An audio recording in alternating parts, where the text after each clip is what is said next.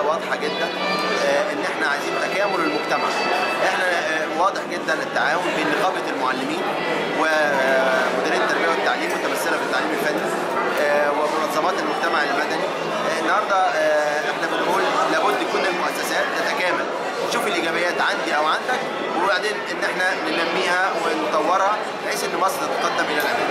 احنا دورنا كنقابه بندعم، احنا بنعتبر نفسنا الجهه الاستشاريه لتطوير التعليم. دعمناهم بتدريبات، دعمناهم ان احنا فتحنا لهم ابواب النادي سواء يتدربوا فيها او يعملوا معرضهم. كل اشكال الدعم احنا بنوفرها للتعليم الفني خصوصا والتعليم عموما في تطويره والارتقاء به. فكره المعرض من خلال النموذج هو تغيير نظره المجتمع للتعليم الفني.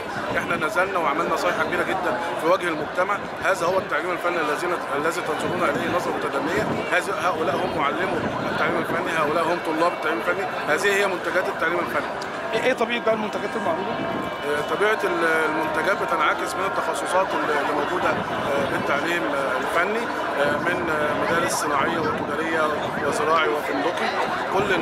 كل يقدم افضل ما لديه من تخصصات في النجاره وتخصصات التبريد والتكييف والكهرباء في المدارس الصناعيه، وجميع منتجات الزراعيه تقدمها المدارس الزراعيه بالاسكندريه، وايضا في نموذج لما تقدمه المدارس الفندقيه بالاسكندريه. احنا اصرينا نوريكم منتجاتنا اللي هي مش واصله لكم.